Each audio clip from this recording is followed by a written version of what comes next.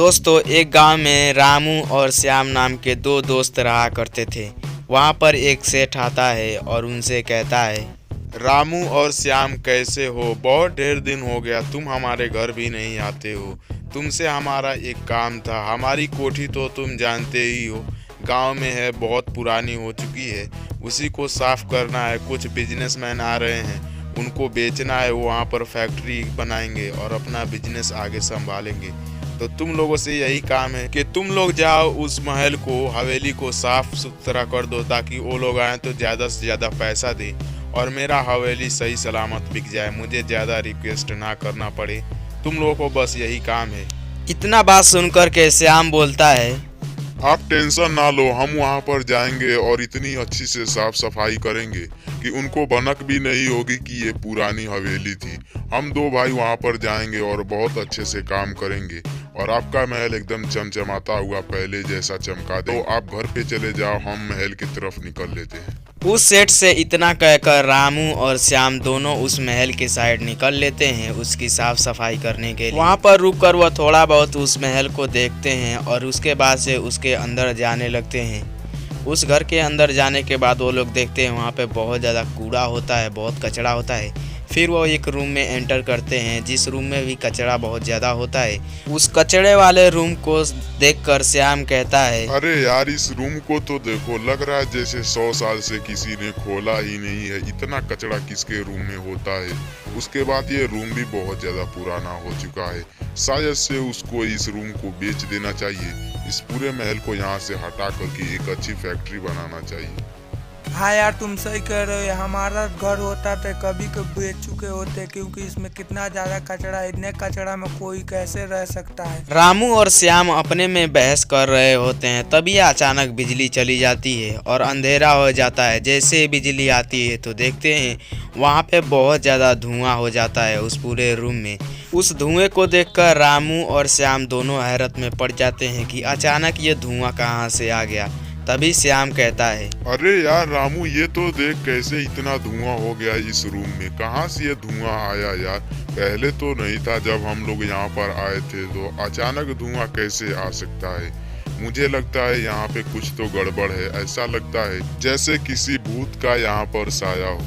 इतना बात सुनकर के रामू कहता है, हाँ भाई श्याम, तू सही कह रहा है। मुझे भी लगता है यहाँ पर किसी भूत का साया है। हम लोगों को जल्द से जल्द यहाँ से बाहर निकलना चाहिए। वह आपस में बहस ही कर रहे होते हैं, तभी वहाँ पर एक बूढ़ी औरत आ जाती है और कहती है, तुम दोनों कौन हो और कहाँ से आए हो? मैं नहीं जानती हूँ तुम दोनों कहाँ से आए हो, लेकिन कहीं से आए हो हमारे महल में। तुम हमारे महल से जल्द बाहर निकल जाओ। तुम्हारी हिम्मत कैसे हुई हमारे महल को बुरा भला कहने के लिए? तुम दोनों के पास 2 मिनट का टाइम है। तुम दोनों जल्दी इस महल से बाहर निकल जाओ, वरना तुम दोनों खुद ही अपने मौत का जिम्मेदार होगे। इतना कहकर वह बूढ़ी औरत वहाँ से चली जाती है। उसके बाद से रामू कहता है, चलो श्याम, जल्दी यहाँ से हम चलते हैं। ये बात सेठ को बता देंगे और फिर हम दोनों यहाँ पर कभी नहीं आएंगे। रामू श्याम को समझाता है और कहता है, चलो सेठ के घर। उसके बाद से वो सेठ के घर जाते हैं। रामू उस सेठ को सारी बातें बता देता है और श्याम भी कहने लगता है जो उस महल में उनके साथ जो घटनाएं हुई, सारी बातों को वो बता देता है।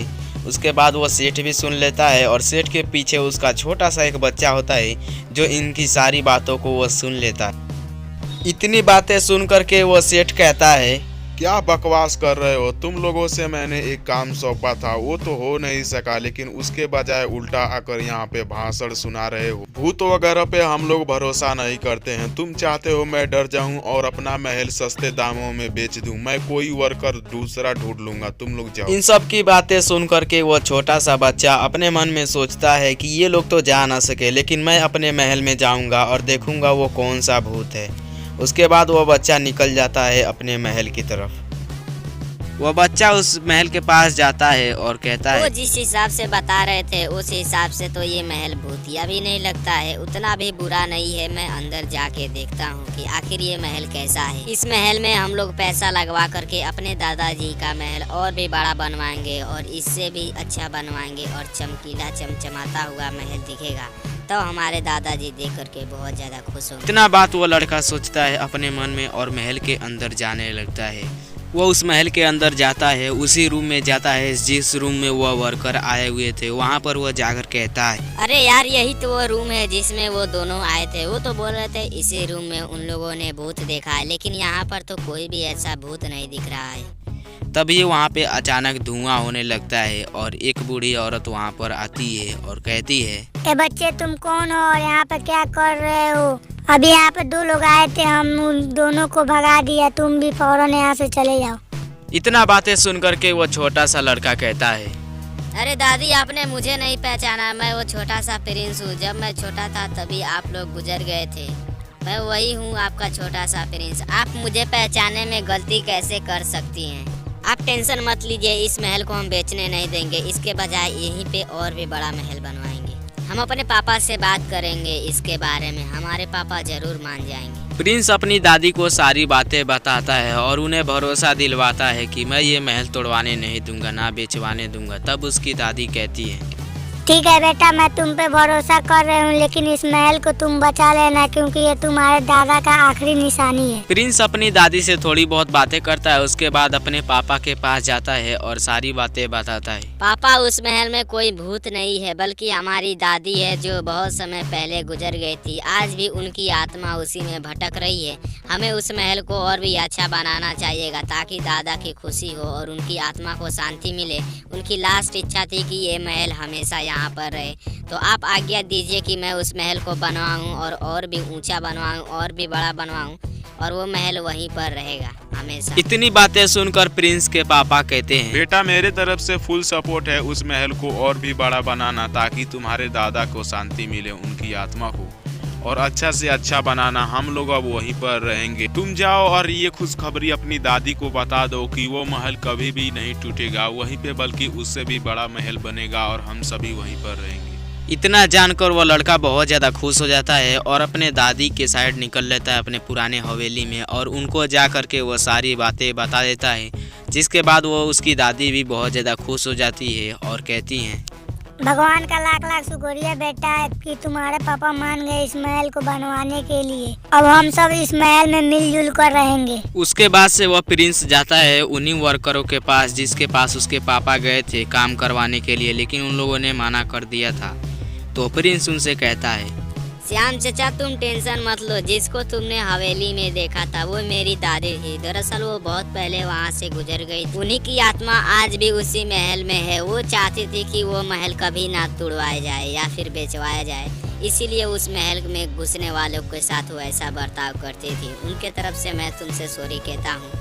अब तुम्हें काम करना चाहिए, क्योंकि मेरे पापा की भी इच्छा है कि उस महल को और भी बड़ा बनवाया जाए, और दादी भी मान चुकी है, तो तुम्हें कोई भी डरने की बात नहीं है। प्रिंस की इतनी बातें सुनकर के श्याम कहता है, प्रिंस बेटा, तुम टेंशन ना लो, हम लोग वहाँ पर जाकर काम करेंगे और तुम्हारे पापा के साथ साथ तुम्हारे दादा की भी इच्छा को पूरा करेंगे। हम उस महल को इतना शानदार बनाएंगे कि देखने वाले देखते ही रह जाएंगे। आज से ही हम लोग काम स्टार्ट करते हैं। तुम पैसे की चिंता मत करो, पैसा हमें नहीं चाहिए, लेकिन हम लोग ये काम जरूर करेंगे। इतनी बातें कह करके प्रिंस उनको अपने साथ लेकर जाता है उस हवेली में काम कराने के लिए, और कहता है, ठीक है श्याम चचा, आप और भी वर्करों को बुला लीजिएगा, और जितना पैसे की जरूरत पड़े आप पापा से बात कर लीजिएगा, वो सारा पैसा दे देंगे। आप आज ही से ही काम स्टार्ट करवा दीजिए। मैं चलता हूँ घर, आप भी जाइए, वर्करों को ढूंढिए और काम स्टार्ट कीजिए। इतनी बातें सुनकर के श्याम कहता है, ठीक है प्रिंस बेटा, तुम घर पे चले जाओ। यहाँ का जितना भी काम है सब मैं संभाल लूंगा। तुम बस जाओ, घर पर रहना। कुछ दिन बाद जरूरत पड़ेगी तो हम तुम्हें बुला लेंगे। इतनी बातें कह करके प्रिंस अपने घर चले जाता है और वो दोनों महल में चले जाते हैं काम करवाने के लिए। उसके बाद से प्रिंस अपने घर वालों को जाकर के सारी बातें बताता है। वह ये जान करके बहुत ज़्यादा खुश होते हैं कि इसने अपने दादा की मान रख ली, और दोनों बहुत ज़्यादा खुश हो जाते हैं माँ बेटी, और कहते हैं बहुत अच्छा काम किया बेटा, ऐसे ही आगे बढ़ते रहो।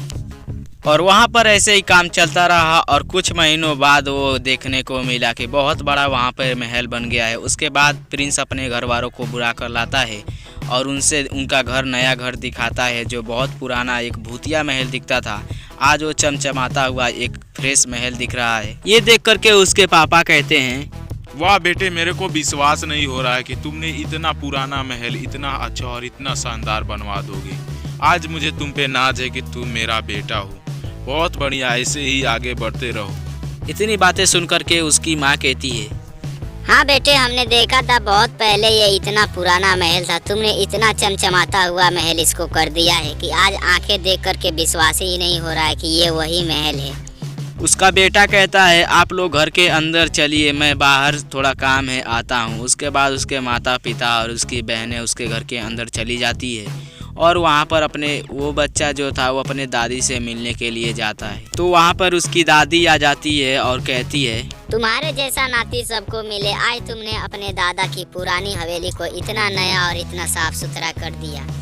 ये तुम्हारे दादा की आखिरी निशानी थी जिसको तुमने इतना ज्यादा चमका दिया कि मैं खुश हो चुकी हूँ। काश तुम्हारे जैसा ही सबके नाती पोता हो। तो दोस्तों, इस कहानी से आपने क्या सीखा? हमें कभी भी अपने दादा या फिर पुरानी चीज़ों को, जो इनकी यादें हैं, उनको कभी भी नहीं मिटाना चाहिए, बल्कि उन्हें और भी सजा करके साफ सुथरा रखना चाहिए। तो आज की इस वाली वीडियो से हमने यही सीखा। अगर आपको वीडियो पसंद आए तो वीडियो को लाइक करके चैनल को सब्सक्राइब कर देना। मिलते हैं ऐसे ही मज़ेदार कहानी के साथ।